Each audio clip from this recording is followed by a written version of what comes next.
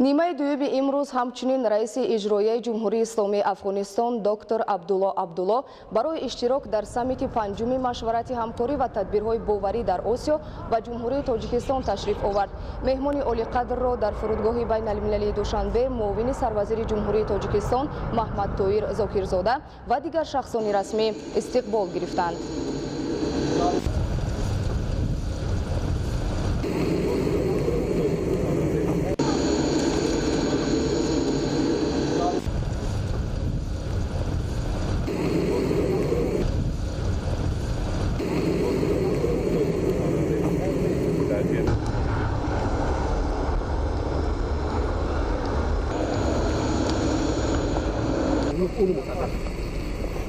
Uno